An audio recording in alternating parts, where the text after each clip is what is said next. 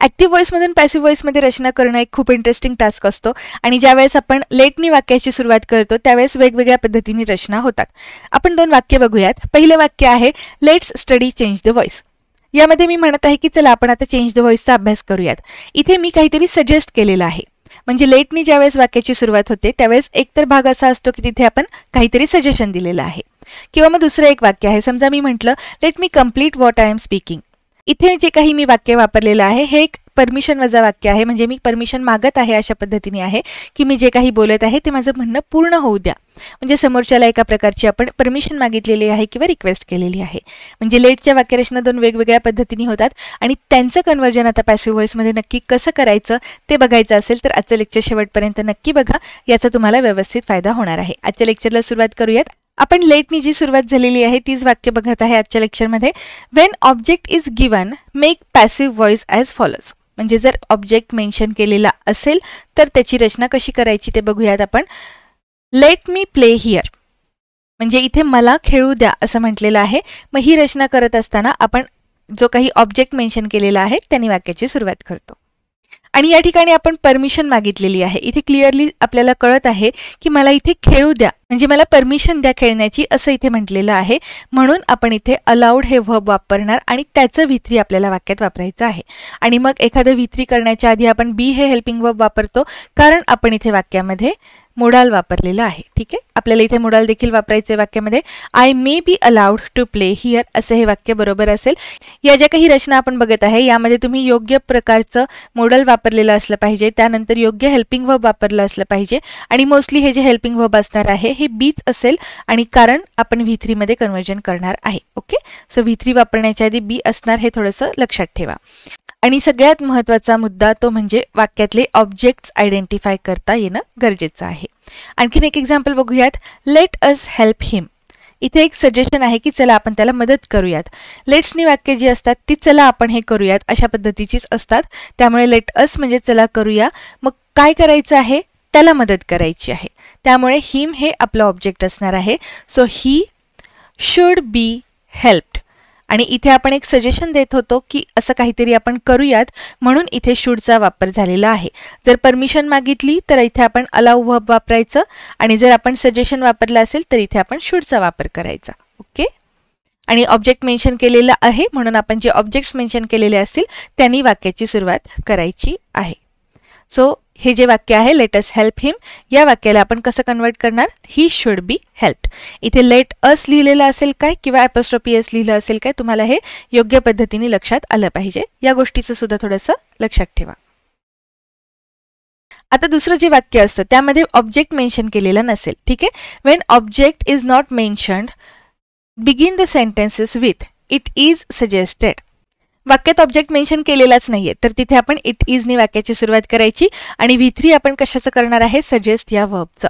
Example बघूयात. Let us stay here. एक suggestion आहे की चला आता आज इथेच थांबूयात आपण. मग या ठिकाणी लेट अस स्टे हिअर असं म्हणत असताना it is suggested that we should stay here. या ठिकाणी आपल्याला दॅट हे कंजंक्शन वापरणं देखील महत्त्वाचं आहे सजेस्टेड या वर्ब नंतर. आणि हा जो ऑब्जेक्ट होता आपला वाक्यातला तो इथे आपण कन्वर्ट करून घ्यायचा. ही सुद्धा इथे गोष्ट महत्त्वाची आहे. आणि मग आपण शूडचा वापर करत आहोत कारण आपण सजेशन दिलेलं आहे आणि जे नंतरचं वर्ब आहे ते आपण ॲज इट इज वापरायचं V1 मध्ये. ओके. आणखीन एक एक्झाम्पल बघूयात म्हणजे तुम्हाला जास्त लक्षात येईल. Let us sleep here. It is suggested that we should sleep here. कोणकोणते बदल करत आहोत आपण. या वाक्यामध्ये जी क्रिया होत आहे ही आपल्यावरच होणार आहे. इथे दुसऱ्या कोणत्या ऑब्जेक्टवरती ती क्रिया पास ओव्हर झालेली दिसत नाही. त्यामुळे आपण इथे हेच आपलं ऑब्जेक्ट कन्सिडर करायचं आहे. दुसरं कुठलं ऑब्जेक्ट आहे का नाही. त्यामुळे इट इजनी सुरुवात करायची वाक्याची. V3 वापरायचं सजेस्ट या वर्बचं आणि त्यानंतर मात्र दॅट हे कंजंक्शन वापरणं गरजेचं आहे. वी हा आपला ऑब्जेक्ट आहे तो आपण इथे कन्सिडर करायचा लिहायचा मेन्शन करायचा आणि मग सजेशन आहे म्हणून वाक्यामध्ये शूडचा वापर करायचा कारण आपण एखाद्याला सूचना करत असताना शूड हे मॉडेल वापरलेलं असतं. आणि मग जे वर्ब आहे हे मात्र V1 मध्ये वापरायचं. जे काही फोकस करण्याचे पॉईंट्स आहेत ते मी आता इथे मेन्शन केलेले आहेत. आपण थोडी जास्त प्रॅक्टिस करूयात. प्रॅक्टिस क्वेश्चन सॉल्व्ह करू म्हणजे जास्त क्लिअर होईल. एक्सरसाइज C मधले काही शेवटचे एक्झाम्पल्स आहेत हे. आतापर्यंत आपण एक्सरसाइज सी मध्ये जे काही रूल्स बघितलेले आहेत म्हणजे रूल 11th पर्यंत आपण एक्सरसाइज सी कंप्लीट बघितलेला आहे. यामध्ये आपल्याला रूल 12th पर्यंत जे काही प्रॅक्टिस क्वेश्चन्स आहेत ते दिलेले आहेत. यानंतर आणखीन काही रूल्स आहेत ते आपण एकत्रित अभ्यासूयात आणि त्यानंतर मग आपण जी एक्सरसाइज बी राहिलेली आहे ती कंप्लीट करूयात आणि मग एक्सरसाइज डी मध्ये जे काही रिव्हिजन एक्सरसाइज दिलेले आहेत म्हणजेच आपल्याला भरपूर प्रश्न दिलेले आहेत चेंज द व्हॉइससाठी ते सगळे एकत्रित अभ्यासूयात. आजच्या लेक्चरमधलं एक्सरसाइज सी मधले शेवटचे 5 क्वेश्चन्स असतील ते आज आपण सॉल्व्ह करूयात. पहिलं एक्झाम्पल आहे जे आता आपण लेटच्या एक्झाम्पल्ससाठी बघत आहे त्यातलं महत्त्वाचं ते लेट मी स्लीप हिअर. या वाक्यामध्ये आपण परमिशन मागितलेली आहे म्हणून हे वाक्य लेटनी सुरू झालेलं परमिशनचं वाक्य आहे. मग इथे लेट मी स्लीप हिअर साठी आपण मग काय काय बदल करायचे आहेत. आयनी वाक्याची सुरुवात करायची, त्यानंतर मे हे मोडाल वापरायचं, हे महत्त्वाचं आहे, हे विसरायचं नाही अजिबात. त्यानंतर आपण जे V3 वापरणार आहे त्याच्या आधी बी कंपल्सरी वापरायचं आणि परमिशन मागत आहे म्हणून आपण काय करणार अलाउड हे व्हर्ब वापरणार. I may be allowed to sleep here असं हे वाक्य असेल आणि हे जे 2 + V1 वापरलेलं आहे हे सुद्धा विसरायचं नाही. लेटच्या पॅसिव्हमधल्या ज्या काही रचना असतात त्या करत असताना मोडाल वापरणं, त्यानंतर बीचा वापर असणं, वाक्यामध्ये V3चा वापर करणं आणि त्याचबरोबर इन्फिनिटिव्ह व्हर्ब्स वापरणं या 4 गोष्टी महत्त्वाच्या आहेत. त्यामुळे लेटच्या ज्या वाक्यरचना आहेत त्यांच्यामध्ये 4 रूल्स आपल्याला सगळे पडताळून बघायचे आहेत. मग तुमचं सेंटेन्स करेक्ट का इनकरेक्ट ते ठरवायचं. सेकंड एक्झाम्पल आहे let them watch the match. यामध्ये आपण त्यांना ती कृती करू देऊयात म्हणजे त्यांना त्या गोष्टीची परमिशन दिली जाईल अशाच अर्थाने हे वाक्य आहे. म्हणून इथे देखील आपण मे हे मोडाल वापरायचं, त्यानंतर बीचा वापर कंपल्सरी असला पाहिजे कारण आपण परमिशन देत आहे तर अलाउड हे व्हर्ब वापरणार आहे आणि V3 वापरण्याच्या आधी बीचा पण वापर असायला पाहिजे. मग जो ऑब्जेक्ट आहे त्याने वाक्याची सुरुवात करूयात. They may be allowed to watch the match. 2 + V1 गरजेचं आहे. थर्ड सेंटेन्स वाचूयात. Let us watch TV. चला आपण टीव्ही बघूयात असं म्हणत आहे म्हणजे इथे आपण सजेस्ट करत आहे आणि सजेशन जर आपण करत असेल लेटच्या वाक्यांमध्ये तर आपण तिथे शुड हे मोडाल वापरतो आणि त्यानंतर बीचा वापर केलेला असेल आणि मग आपण जे मेन व्हर्ब आहे ते वापरूयात. या बेसिक गोष्टी आपल्याला आहेत गरजेच्या त्या आपण सुरुवातीला करून घेतल्या. एक्झाममध्ये आपल्याला ज्यावेळेस एखाद्या क्वेश्चनमध्ये करेक्ट किंवा इनकरेक्ट सेंटेन्स ओळखा असं विचारतात त्यावेळेस या 3 गोष्टी व्हेरीफाय करायच्या. सुरुवातीला फोकस यावरच ठेवायचा आणि मग ज्या सेकंडरी गोष्टी आहेत त्या लक्षात घ्यायच्या. म्हणजे मग इथे आता जे हे टीव्ही ऑब्जेक्ट म्हणून वापरलेलं आहे ते आपण वाक्याच्या सुरुवातीला वापरूयात. TV should be watched by us.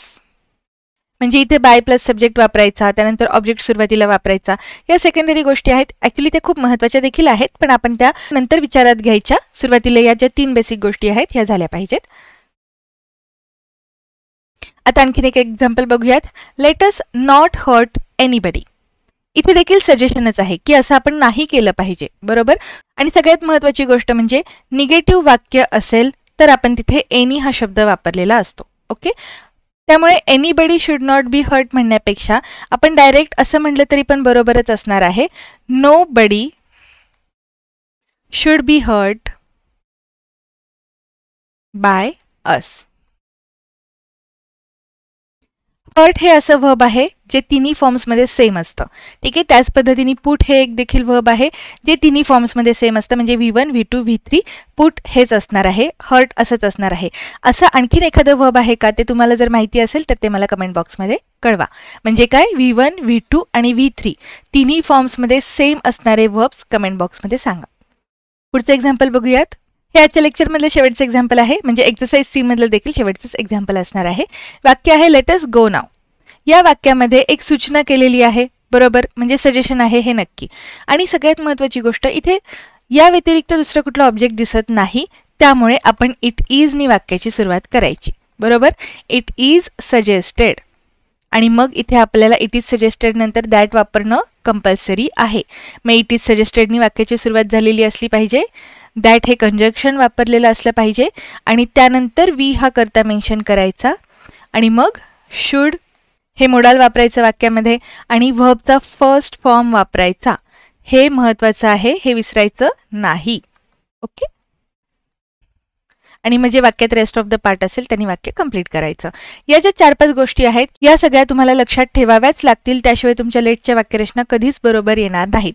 त्यामुळे आजचं जे लेक्चर आहे लेटच्या वाक्यरचनांचं हे जरी छोटं असेल तरी यामध्ये शिकण्यासारखं बरंच काही आहे आणि प्रॅक्टिसची खूप गरज पडते या रूल्ससाठी. त्यामुळे तुम्हाला हे रूल्स व्यवस्थित अभ्यासावे लागतील. हे जे वाक्य आहे हे मी परत एकदा वाचते. लेट अस गो नाऊ या वाक्याला आपण कन्वर्ट करताना कसं केलेलं आहे, it is suggested that we should go now. एकदा जर का तुम्ही व्हॉइसची ही लेक्चर सिरीज सुरुवातीपासून फॉलो केली तर तुम्हाला लक्षात येईल की तुम्हाला आत्तापर्यंत माहिती असलेले जे काही बेसिक रूल आहेत त्यापेक्षा तुम्ही भरपूर ॲडव्हान्स लेवलचं नक्कीच शिकलेला आहात. तुम्हाला तुमचं कॉन्फिडन्स देण्यासाठी ही लेक्चर सिरीज मी मुद्दामून मराठीतून कंडक्ट करत आहे. म्हणजे हे इतकं दर्जेदार पुस्तक आहे, हे सगळ्यांपर्यंत पोहोचलं पाहिजे.